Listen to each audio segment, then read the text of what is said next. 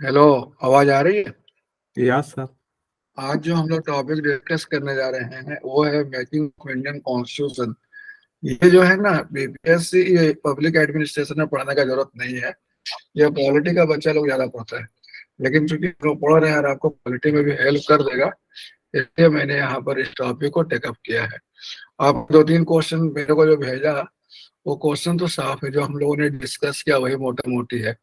जैसे आपने बोला कि वर्चुअली जो था, ये कहते हैं 1773 के जो रेगुलेटिंग एक्ट आया था, उसने भारत में केंद्रीय प्रशासन की नींव रखी।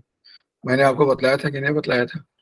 फिर यस कौटिल्य का सर। अर्थशास्त्र वाला मैंने बतलाया था कि कौटिल्य का अर्थशास्त्र जो है मैक्स वेबर के नौकरशाही से ज्यादा मिलता जुलता उसका अधिकार तंत्र के बारे में जो पॉइंट किया गया है कि नहीं।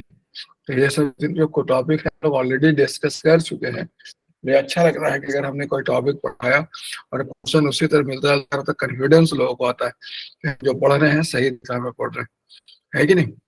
अभी जो है भारतीय संविधान का निर्माण, जिसको आप मतलब ये टॉपिक पॉलिटी के हिसाब से ज्यादा इम्पोर्टेंट है।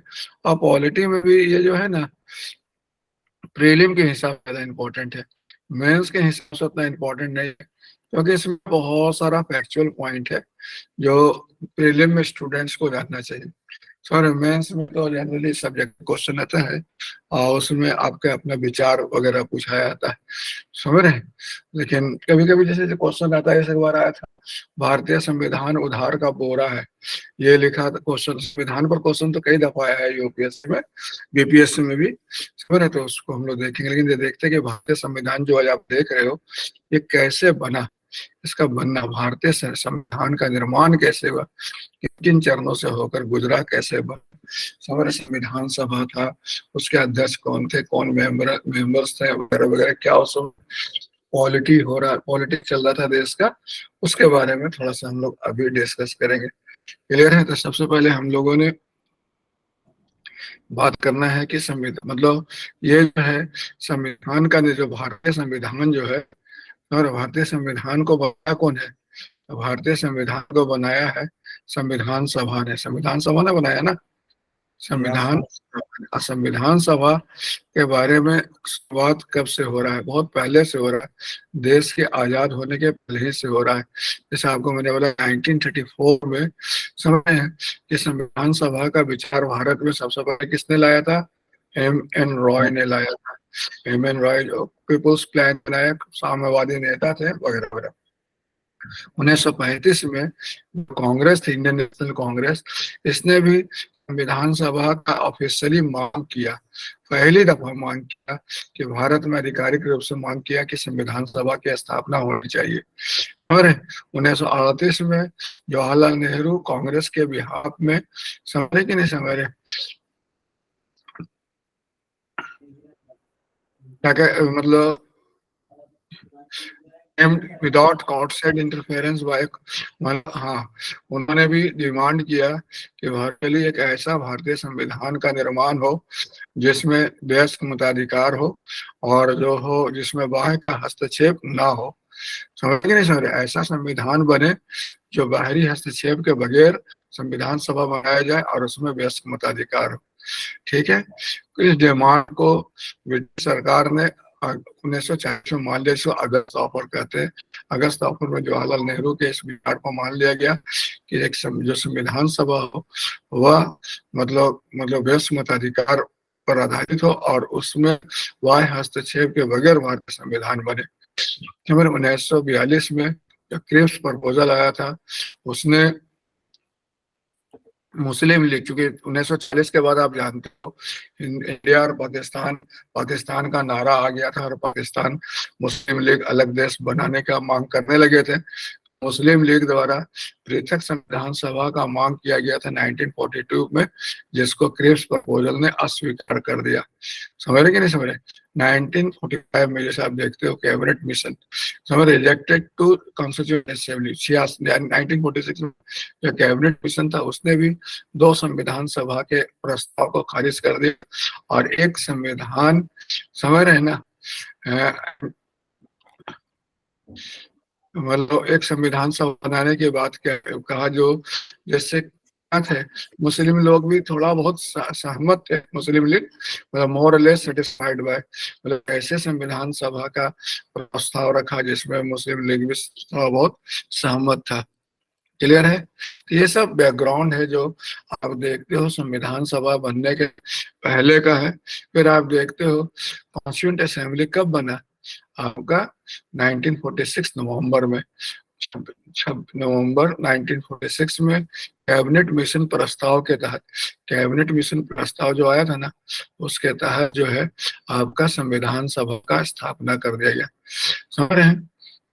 के तहत 1946 में। क्लियर है? आईएस में वर्चुअली क्या हुआ, टोटल स्ट्रेंथ इसका कितना रखा गया, 389 रखा गया था, जिसमें 296 कहाँ से लेना था आपका, कहते हैं ब्रिटिश प्रोविंस से, और 93 कहाँ से लेना था, प्रिंसली स्टेट से लेना था। ये तो आप लगता पढ़े भी होंगे, नहीं? पॉलिटिक्स में भी 93 लेना था देसी रियासत से, और 296 लेना था कहाँ से, ब्रिटिश प्रोविंस लेना था। 296 में भी 292 लेना था गवर्नर के प्रांत से, और 4 लेना था चीफ कमिश्नर के प्रांत से। कल आपको मैंने बताया था ना, चीफ कमिश्नर जनजातीय क्षेत्र थे, उसके प्रधान को हम लोग चीफ कमिश्नर कहते थे। समझ लो, 4 उधर से हो गया और 292 इधर से हो गया। समझ रहे? और ये जो सीट का जो आवंटन किया गया था जनसंख्या के आधार पर किया गया था, और 10 लाख के जनसंख्या पर एक सीट निर्धारित किया गया था, लगभग एक सीट निर्धारित किया गया था। समझ रहे? और जो ब्रिटिश प्रोविंस जो थे, उसमें जो सीट थे उसको 3 वर्गों में बांट दिया गया था, मुस्लिम लोग के लिए, सिख के लिए और जनरल के लिए। जनरल में हिंदू वगैरह सब आए थे, मुस्लिम, सिख और जनरल था। समझ रहे? और इसमें जो प्रत्येक समुदाय से, समझ रहे कि नहीं समझ रहे, मतलब लिमिटेड फ्रेंचाइज, मतलब सीमित मताधिकार के द्वारा, और proportional representation of single transferable vote, मतलब एकल हस्तांतरणीय मत प्रणाली द्वारा समानुपातिक प्रतिनिधित्व के सिद्धांत द्वारा मत प्रतिनिधित्व भेजा जाना था प्रत्येक समुदाय द्वारा, जैसे मुस्लिम द्वारा, सिख द्वारा, और उसके बाद कम्युनिटी क्या कहते हैं जनरल में कैसा लिमिटेड फ्रेंचाइज, मतलब सब लोग को नहीं दिया गया था, लिमिटेड लोगों को मत, यूनिवर्सल फ्रेंचाइज नहीं था, लिमिटेड फ्रेंचाइज था। और उसके बाद क्या था, मतलब 4 लोग मतलब मान लीजिए जमा हो जाते हैं, तो चारों में मतलब क्या होता है, जिसको ज्यादा मत आएगा अंत में उन्हीं को भेजा जाएगा। इस तरह से सिंगल ट्रांसफरेबल वोट होता है ना, जो राष्ट्रपति के चुनाव में इस्तेमाल होता है, उपराष्ट्र है ना, राष्ट्रपति के चुनाव में होता है कि नहीं सिंगल ट्रांसफरेबल, तो उसी तरह से सिंगल ट्रांसफरेबल वोट का यहाँ पर व्यवस्था किया गया था। जितनी जनसंख्या उस हिसाब से हिंदुओं को, उस हिसाब से सिख को, और जनरल की व्यवस्था की गई थी। क्लियर है? The representative of princely states, जो देशी रियासत थे, उनके प्रतिनिधि को किनका मनोनीत किया जाना था, किनके द्वारा, मतलब देशी रियासत के राजा द्वारा। तो देशी रियासत के राजा, देशी रियासत के जो राजा थे वो नॉमिनेट करते, वही रिप्रेजेंटेशन प्रिंसली स्टेट्स किया जाता संविधान सभा में। मगर इसका मतलब क्या हो गया कि ये जो है, जो संविधान सभा बना था वह आंशिक रूप से निर्वाचित था, और आंशिक रूप से क्या था, मनोनीत था। मतलब आंशिक रूप से निर्वाचित का मतलब क्या हुआ, निर्वाचन द्वारा चुने हुए लोगों द्वारा बनना, और मनोनीत मतलब देशी रियासतों के राजा द्वारा मनोनीत सदस्य। आधा कुछ लोग उधर से थे, कुछ लोग इधर थे। हालांकि ये चुनाव जो था, जो थे निर्वाचित थे, वो प्रत्यक्ष चुनाव नहीं था, अप्रत्यक्ष चुनाव था। प्रत्यक्ष और अप्रत्यक्ष का मतलब क्या होता है, प्रत्यक्ष का मतलब होता है आपका, मतलब जिसमें डायरेक्ट जनता चूज करती है वो प्रत्यक्ष हो गया। अच्छा, जनता चूज उसके बाद उसमें से प्रतिनिधि चूज करेंगे तो इनडायरेक्ट हो गया। भारत में राष्ट्रपति का चुनाव प्रत्यक्ष होता है कि अप्रत्यक्ष होता है? प्रत्यक्ष होता है सर, और इनडायरेक्ट। अमेरिका में राष्ट्रपति का चुनाव प्रत्यक्ष डायरेक्ट। होता है, डायरेक्ट होता है। इस हिसाब से क्लियर है? तो this is the best point. संविधान सभा का क्या क्या विशेषता से समझ में आया, मतलब कुल 389 सदस्य होने थे। हमारी जनसंख्या का अनुपात के आधार पर सीट का आवंटन होना था। 10 लाख जनसंख्या पर एक सीट दिया जाना था। ब्रिटिश प्रोविंस को 3 वर्गों में बांट दिया गया था। समझ रहे कि नहीं समझ रहे? 3 समुदायों में, मुस्लिम, सिख और जनरल में समझ रहे हैं? और सीमित मताधिकार के द्वारा, एकल हस्तांतरणीय मत प्रणाली द्वारा, समानुपातिक प्रतिनिधित्व के सिद्धांत के अनुसार सदस्यों को भरा जाना था। इसमें जो चूंकि और देशी रियासत में मनोनयन की व्यवस्था था, इस प्रकार संविधान सभा में मनोनयन और निर्वाचन दोनों था। सो यह आपने अभी देखा। क्लियर है? सर सर हाँ बोल बोलिए। INC लिखे हुए थे एक जगह, जो यहाँ पर उसका सब फुल फॉर्म क्या होगा? Indian national Congress. यस। ठीक है ना? ठीक है ना, इंडियन नेशनल कांग्रेस हो गया। ठीक है ना? अब यहाँ पर आप देखते हो वर्चुअली कि जो संविधान सभा जो बना, इसका इलेक्शन कब हुआ सबसे पहला? तो हुआ जुलाई अगस्त में 1946 में हुआ सिलेक्शन।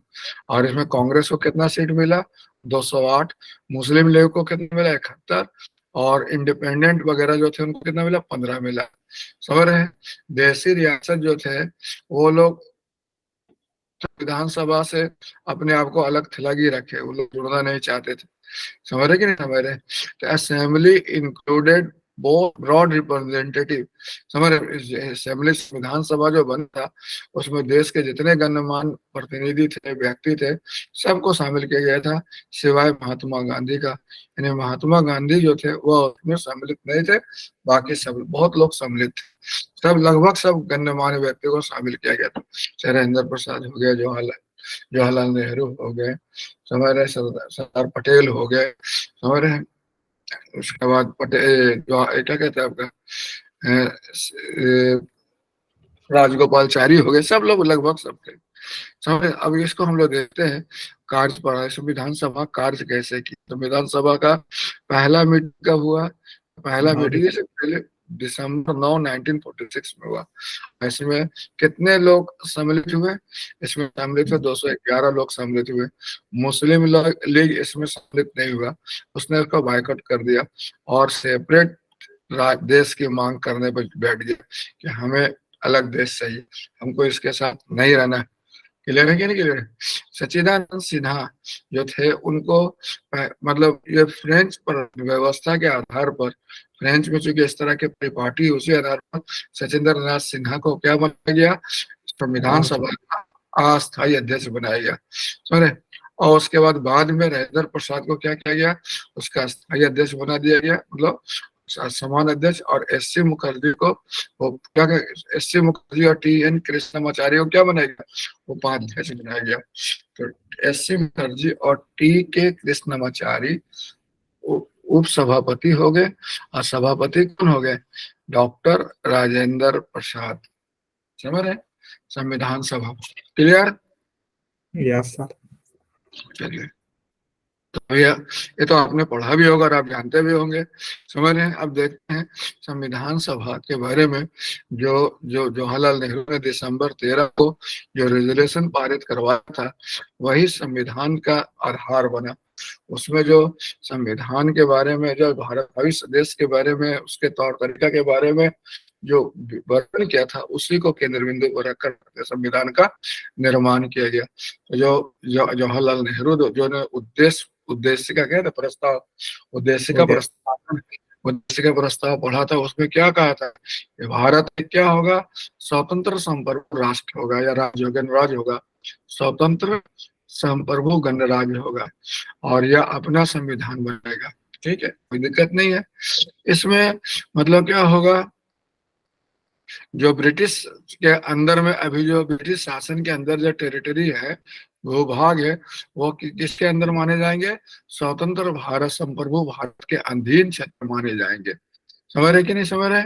और उसके बाद संविधान सभा, समझ रहे ना, मतलब संविधान सभा के निर्धारित प्रावधान संविधान सभा द्वारा निर्धारित, समझ रहे कि नहीं? और बाद में संविधान जो बन जाएगा उस संविधान के अनुसार जो, समझ रहे हैं ना, अभी जो वर्तमान में है क्षेत्र और आगे जो क्षेत्र आएंगे, भूभाग, उसके बारे में निर्धारण किया जाएगा।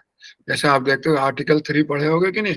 आर्टिकल 3 में, आर्टिकल 4 में इसका प्रावधान किया गया है कि नहीं? कि कौन सा भाग भारतीय संविधान के भूभाग के अंदर आएगा, है कि नहीं?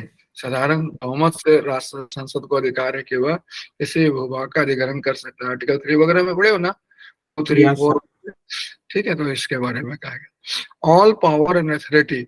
समझ रहे, जितना भी संविधान भारत संप्रभु राष्ट्र होगा, उसमें जितना भी अधिकार होगा, सत्ता होगा, वो कहाँ से लिया जाएगा?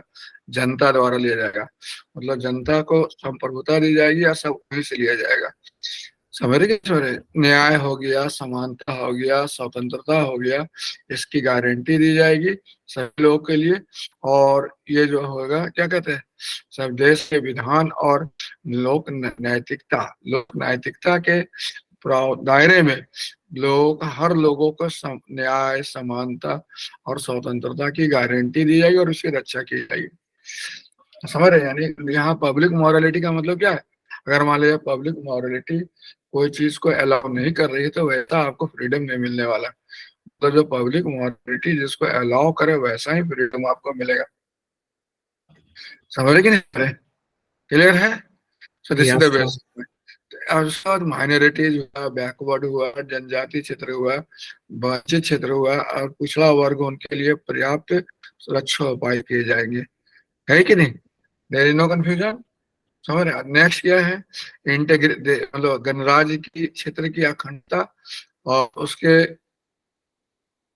संप्रभु अधिकारों की रक्षा। मतलब जो होगा संप्रभु अधिकार का व्यवस्था होगा, वह किसके अनुसार होगा? जो मतलब दूसरे जो विश्व के दूसरे देश है, जिनको सभ्य देश कहा जाता है, उसके अनुसार होगा, उसके हिसाब से हो, उसी जैसा होगा। बात समझ रहे कि नहीं समझ रहे? जैसे दूसरे देश के, विश्व के जो सभ्य राज्य कहलाते हैं, सभ्य देश कहलाते हैं, उनके विधि, उन्हीं के व्यवस्था के अनुसार भारत में भी जो क्या होगा, जो गणराज्य होंगे और उनके जो संवैधानिक अधिकार होंगे, गणराज्य मतलब कह सकते हैं कि भौगोलिक अखंडता और संप्रभुता उसी के अनुसार होंगे। क्लियर है? उसके बाद भारत का जो मतलब आगे कालक्रम में भारत क्या करेगा, यहाँ पर जो बतलाया गया है उद्देशिका प्रस्ताव में, और क्या कहा गया दूसरा, इधर देखिए, ये देखिए कि भारत जो है विश्व में, समझ रहे हैं, विश्व की शांति के बढ़ावा देने, मानवता का संवर्धन करने में, समझ रहे हैं, मतलब उचित स्थान प्राप्त करने का प्रयास करेगा। समझ रहे कि नहीं समझ रहे? मतलब भारत विश्व वैश्विक परिपटल पटल पर सही स्थान पर प्राप्त करने का, सम्मानजनक परिस्थिति प्राप्त करने का काम करेगा और विश्व शांति और लोगों के कल्याण की दिशा में काम करेगा। समझ रहे? तो ये जो रिलेशन था वो कब अडॉप्ट कर लिया गया? ये 22 जनवरी 1947 को। समझ रहे? क्लियर है कि नहीं क्लियर है? और यही आगे चलकर संविधान का आधार बना, प्रियम्बल का आधार बना। तो जो संविधान और प्रियम्बल जो देखते हैं, उसका जो उल्लेख कहाँ से मिल सकता है आपको? क्या कहते हैं, उद्देश्य का प्रस्ताव से मिल सकता है कि नहीं? उसके बाद आप देखते हो जो इंडिपेंडेंस एक्ट आ गया 1947 में, देश आजाद हो गया और इसके द्वारा भी कुछ चेंज किए गए। समझ रहे हैं? प्रिंसली स्टेट्स जो है धीरे धीरे क्या हुआ, संविधान सभा ज्वाइन भी किया। समझ रहे हैं? संविधान सभा को क्या कर दिया गया, संप्रभु व्यवस्था घोषित किया, संप्रभु निकाय घोषित किया गया। समझ रहे हैं? ये जो संविधान सभा था, उसको विधायी सदन का भी काम दिया गया, ताकि विधायिका संसद जब तक नहीं हो जाता है तब तक ये उस रूप में काम करे। मुस्लिम लीग, जैसा कि शुरू से आपको मैं बतला रहा हूँ, अलग से वो फेवर में नहीं तोड़ने का, और उन्होंने क्या कर दिया, संविधान सभा से अपना सदस्यता हटा लिया। घटक घस करके 393 से 389 से घटकर कितना हो गया, 299 हो गया। है कि नहीं? क्लियर है?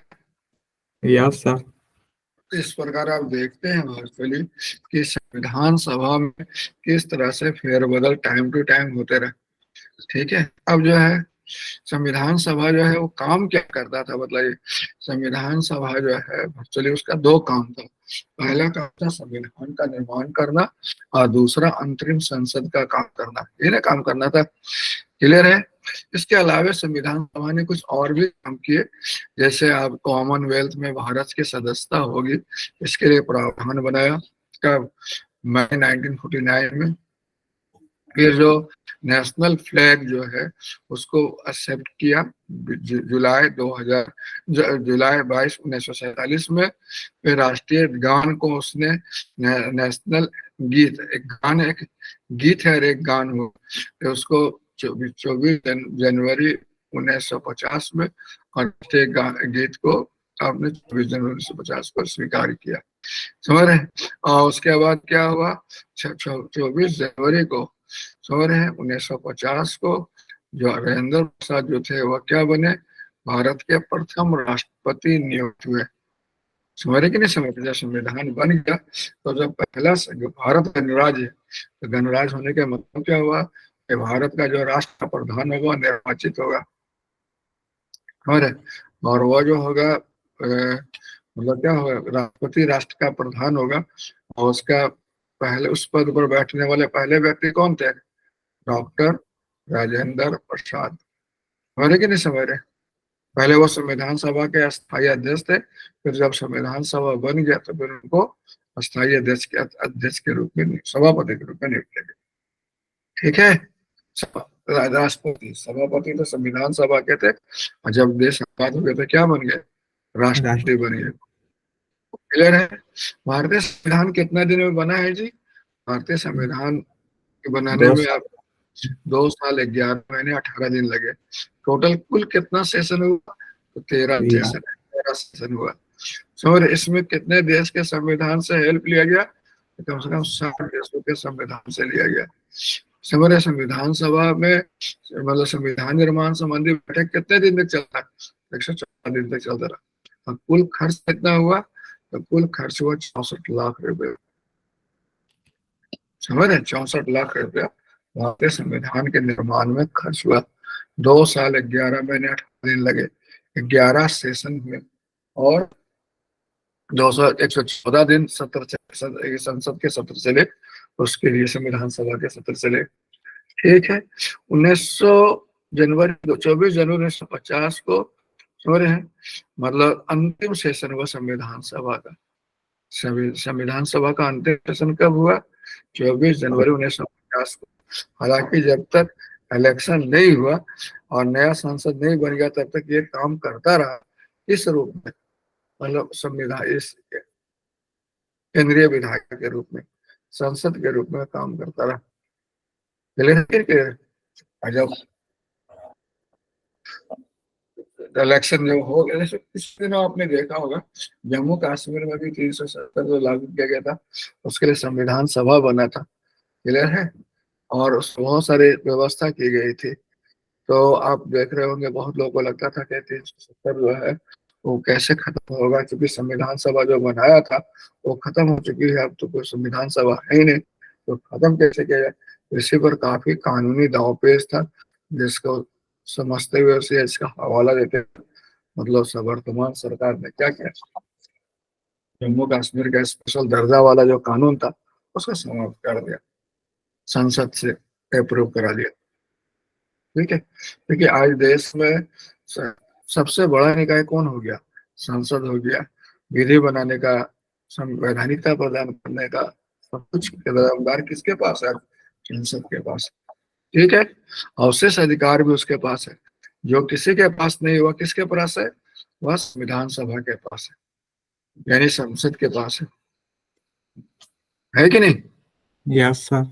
आप देखते हो कि संविधान सभा द्वारा संविधान निर्माण के क्रम में कई समिति बनाया गया, समझ रहे, ये 8 बड़े बड़े समिति थे। समितियों का नाम क्या है, संघीय शक्ति आयोग समिति, ये जवाहरलाल नेहरू के अध्यक्ष थे।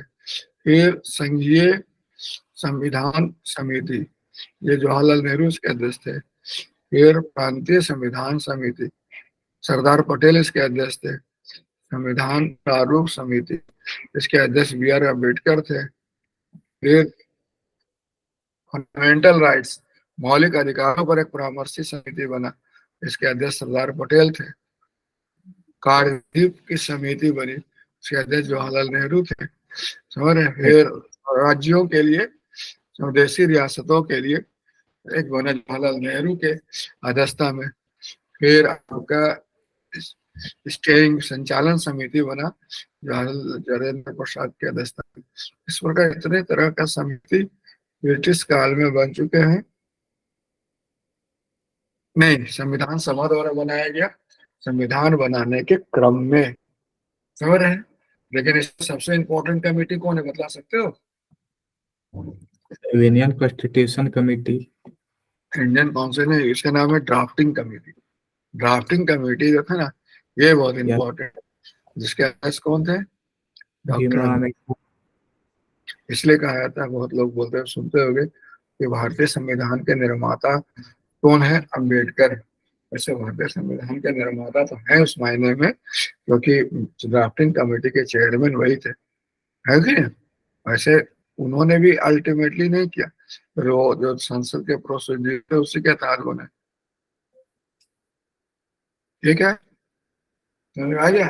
और हम लोग यस। देखते हैं कुछ और भी समिति है जिसको माइनर कमेटी कह सकते हैं।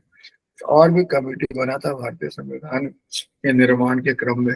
तो फिर एक था, मतलब कह सकते हो संविधान के प्रारूप का परीक्षण करने के लिए विशेष समिति, इसके अध्यक्ष जवाहरलाल नेहरू थे। फिर आप देखते हो नागरिकता पर अस्थायी समिति, इसके अध्यक्ष क्या थे? वर्धा वर्धाचारी, एस वर्धाचारी थे। फिर आप देखते हो संविधान सभा के कार्यक्रम की समिति, इसका अध्यक्ष B L G V Mavalankar है। फिर जीवी हाँ, मावलंकर, मावलंकर के बारे में और कुछ खासियत बताइए।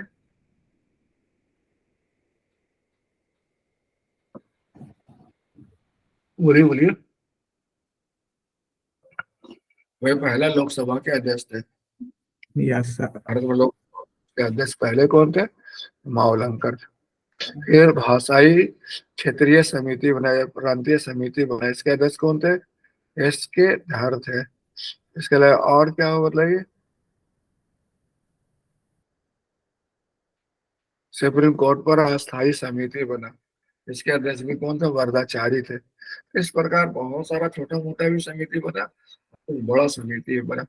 समझ रहे? छोटा मोटा था, बहुत माइनर चीजों को देखने के लिए और ब्रॉड चीजों को देखने के लिए बृहद समिति थी। चलिए, हो गया आपका। यहाँ पर आपने बृहद समिति खासतौर पर इस पर जरूर पूछता है, प्राकलन, ये जो कह रहा है मैं ड्राफ्टिंग समिति के बारे में, उसके अध्यक्ष कौन थे, सदस्य कितने थे, उसने क्या काम करना है कि नहीं, बड़ा इंपॉर्टेंट होता है। देखिए, ये आपने देखा कि ये जो है ड्राफ्टिंग कमेटी जो है, वह जो उसके बी आर अम्बेडकर उसके अध्यक्ष थे। इसके अलावा उसमें सदस्य कौन थे? गोपाल स्वामी अयंगर, अल्लादी कृष्णा स्वामी अयंगर, इनके मुंशी के मुंशी, और ये सब जो है सैयद मोहम्मद सदालुल्लाह, ये सब उसमें मेन थे। जो संविधान जब बन रहा था उस समय महती भूमिका इन लोगों ने निभाया। लेकिन खास तौर पर अम्बेडकर जो इसे क्या थे? अध्यक्ष थे। अम्बेडकर, गोपाल स्वामी अयंगर, आजादी कृष्णा अय्यर, के एम मुंशी, सैयद मोहम्मद सैदुल्लाह। मैं इसके पहले जो यहाँ भी रहता हूँ ना, तो इसके पहले मैं रहता था दिल्ली में, साकेत में। साकेत के बगल में मेरा जो गांव टाइप का इलाका था, उसका नाम था सैदुल्ला जाब।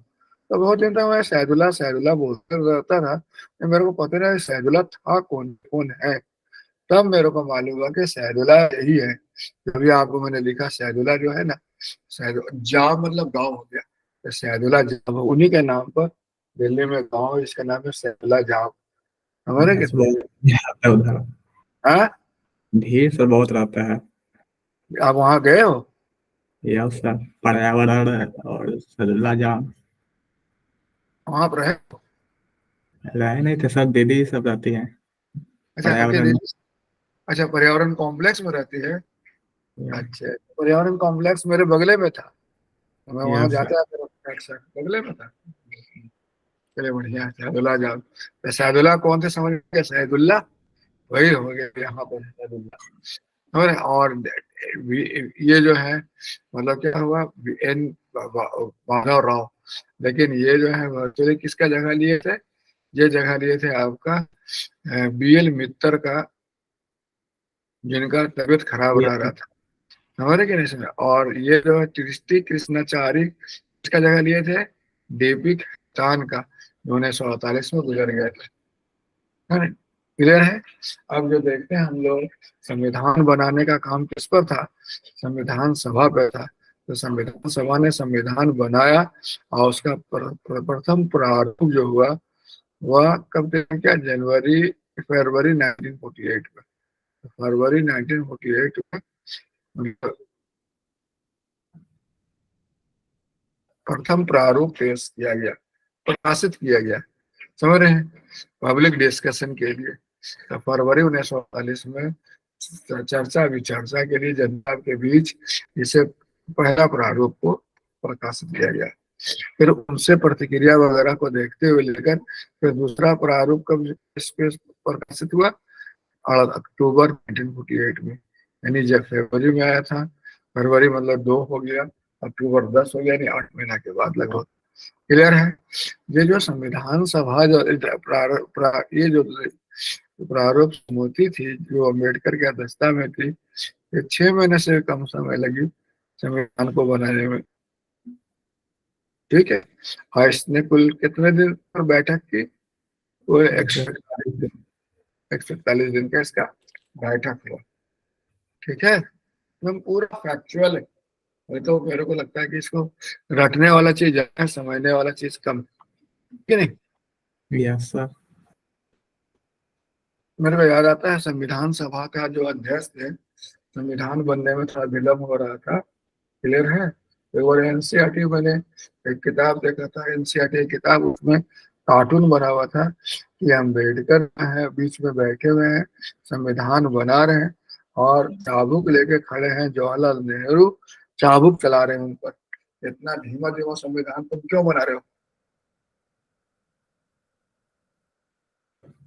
समझ? तो वो आर्टिकल मैंने देखा था, एनसीईआरटी में छपा था, तो उसमें बड़े हंगामा हुआ कि जवाहरलाल नेहरू का व्यवहार जो था जवाहर पटेल के प्रति, अम्बेडकर के प्रति सही नहीं था, कुछ लोग बोलते हैं। ठीक है? अब आप देखते हो ये जो है 141 दिन हो गया।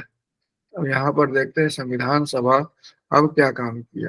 देखिए, ये देखिए, अब जो संविधान सभा जो है मतलब प्रारूप अंतिम तैयार किया, अंतिम प्रारूप संविधान का तैयार किया, और इसको सदन में कब रखा? नवंबर 4 1998 को।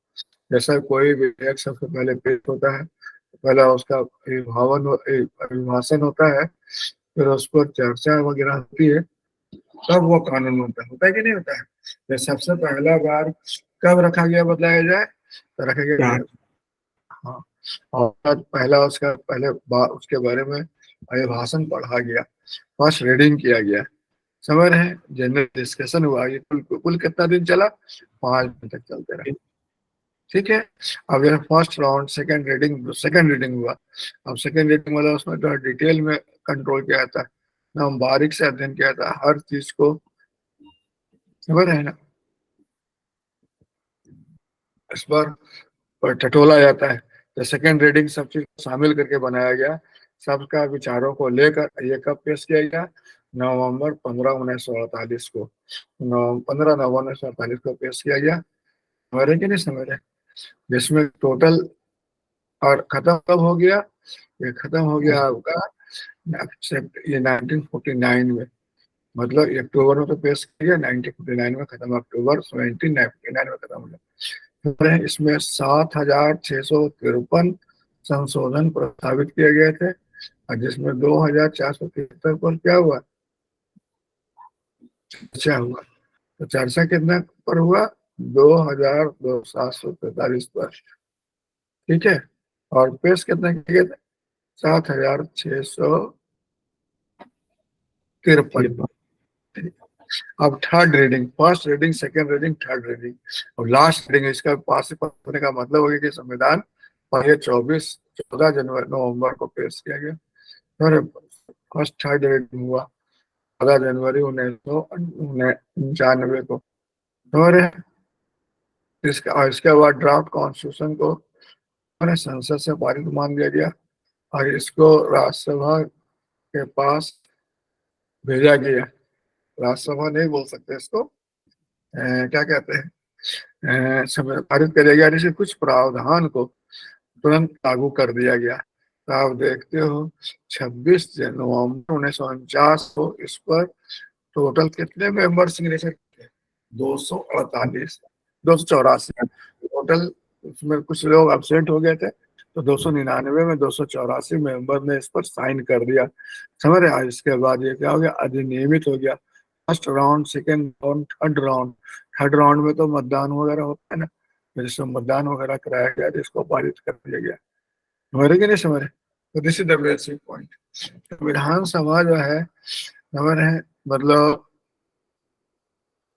प्रियम्बल को कब अडेप्ट किया? ये 26 नवंबर 1949 को अडेप्ट किया। और जिसमें क्या किया था उस संविधान सभा में, संविधान में था क्या? प्रियम्बल था, 395 आर्टिकल थे, 8 सूची था, है कि नहीं? चूंकि संविधान सभा के अध्यक्ष आपके प्रारूप समिति के अध्यक्ष अम्बेडकर थे, इसलिए उनको, और ये बाद में लॉ मिनिस्टर भी बने, इसलिए इनको क्या कहा जाता है? Father of Indian constitution. इसे भारतीय संविधान का जनक कहा जाता है।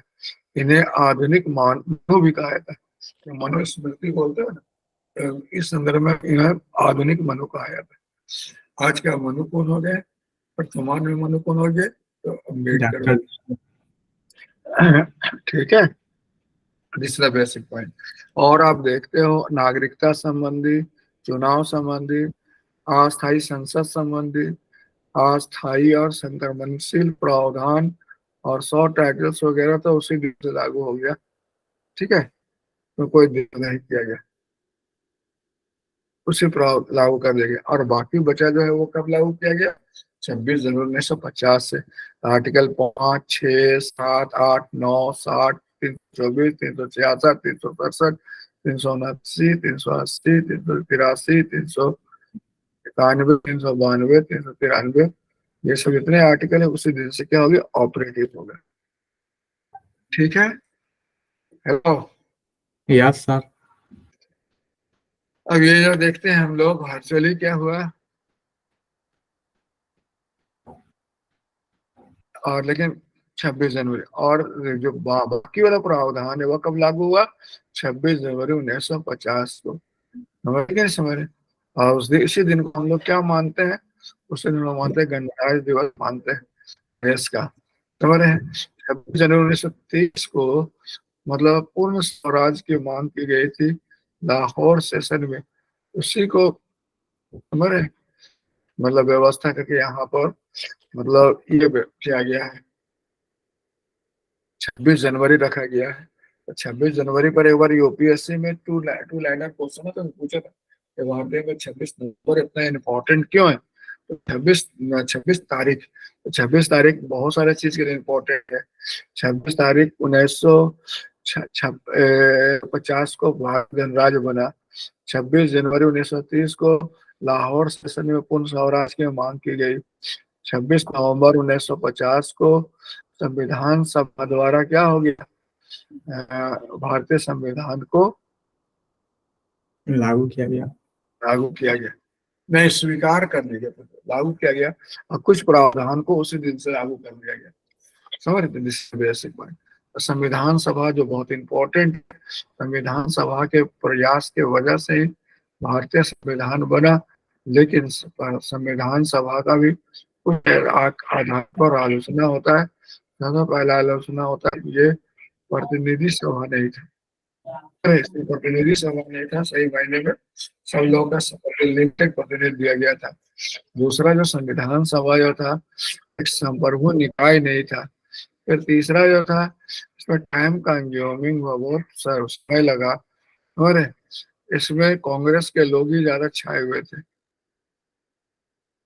ठीक है, ये इसमें राजनेता और वकील, इन्हीं दोनों का ज्यादा प्रभुत्व रहा। समझ रहे, इसमें हिंदू लोग ज्यादा थे, मुस्लिम लोग का उस हिसाब से कम प्रतिनिधित्व था।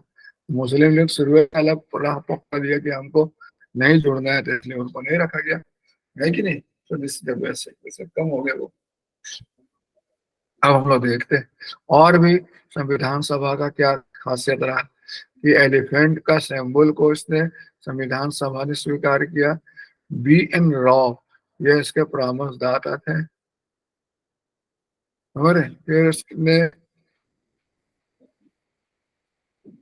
S.V.R. अय्यर को मतलब कह सकते हो मतलब कह सकते संविधान सभा के सेक्रेटरी बनाया गया एंगर को। और मुखर्जी कौन थे बता सकते हो? मुखर्जी जो थे उसके चीफ ड्राफ्टमैन थे। एस.एन. मुखर्जी उसके बनाने वाले थे। प्रेम बिहारी नारायण राय ज्यादा उसमें कैलियोग्राफर थे, जो रंग रंग बनाए, जो संविधान का जो नक्काशी उक्काशी वाला जो काम है ना लिखने उखने में, या ओरिजिनल जो वर्सन है वह उसको सुंदर कौन बनाया? नंदलाल बोस और जवाहर मनोहर सिन्हा, ये उसको सुंदर बनाया। और हिंदी वर्सन इसका कौन तैयार किया गया? बसंत वसंत। क्या वैद्य। समझ कि नहीं समझ? और इसको डेकोरेट कौन किया? नंद बिहारी मतलब नंद लाल भी बॉस ने। क्लियर है? तो this is the basic point. जो पुराना जो संविधान था उसमें कैलियोग्राफी किसके द्वारा किया गया था? प्रेम बिहारी नारायण रायजादा द्वारा। हमारे कि नहीं, और इसको सुंदर कराए थे व्यवहार राम मनोहर सिन्हा द्वारा। तो आप देखते हो कैसे उन्होंने कोई बता था कि जो संविधान बना था उसमें बहुत सुंदर सुंदर भारत के अतीत का फोटोग्राफ्स लगाया गया था, ताकि और थोड़ा अलंकृत लगे। हमारे शुरू में था इस तरह की व्यवस्था। तो ये जो अभी मैं आपको डिस्कस करा था, किसके बारे में डिस्कस करा था? भारतीय संविधान के निर्माण के बारे में। यह भारतीय संविधान का निर्माण भारत में कैसे हुआ? 1900 मतलब 1946 में आप संविधान सभा से लेकर 1950 तक के घटनाक्रम को अगर देखते हैं तो आपको पता लग जाएगा कि किस तरह से जब सने सने, समझ रहे हैं, यस सर। व्यवस्था आगे बढ़ता चला गया। समझ रहे हैं किस तरह से लोग जुड़ते गए, किस तरह से समितियां बनी, किस तरह से समिति अपने अपने हिस्से काम किया, वगैरह वगैरह। क्लियर है? तो आज हमने आपको ये टॉपिक कराया। कल मैं आपको पढ़ाऊंगा जो मेन टॉपिक होगा वो होगा भारतीय संविधान के प्रशासन के संवैधानिक पृष्ठभूमि। वैधानिक पृष्ठभूमि उसमें आपको संविधानवाद हुआ, संसदीय लोकतंत्र हुआ, संघवाद हुआ, समाजवाद हुआ, वो सब का चर्चा करेंगे जो सिलेबस में स्पेसिफाई किया भी हुआ और उस पर क्वेश्चन आता भी है। और इस क्वेश्चन आता है कम में आता है, इसमें तो ज्यादातर आपने देखा होगा फैक्चुअल पॉइंट ही ज्यादा था, है कि नहीं। इसके अध्यक्ष कौन थे, इसके सदस्य कौन थे, पहला चुनाव कब हुआ, अंतिम बैठक कब हुआ, कितने सदस्य उसमें उपस्थित रहे, कितने अनुपस्थित रहे, वगैरह वगैरह। इसमें ज्यादातर हम लोगों ने फैक्चुअल इंपॉर्टेंस के ज्यादा चीज देखे। लेकिन कल से जो शुरू होगा उसमें हम लोग थोड़ा सा देखेंगे किस पर, आपका पब्लिक बिहार। एडमिनिस्ट्रेशन वाला पोर्शन को, बिहार वाला नहीं हम लोग का। हम आपको बता रहे हैं हम लोग तो यूपीएससी के सिलेबस को फॉलो कर रहे हैं, ज्यादा हमारा कंसर्न रहेगा यूपीएससी वाला पब्लिक एडमिनिस्ट्रेशन, और उसी के इर्द गिर्द रहेंगे। ठीक है देन, आज यहीं तक हम लोग का साथ रहेगा, कहीं कल कल फिर मिलते हैं। ठीक है ना? Okay sir. Thank you sir. ठीक है, क्योंकि उसने बोल दिया था, क्या नाम है, शिवानी। शिवानी, इसलिए मैं सोचा चलो क्लास तो ले ही लेते हैं कम से कम, उसके बाद देखा जाएगा। ठीक है ना? चलिए ठीक है।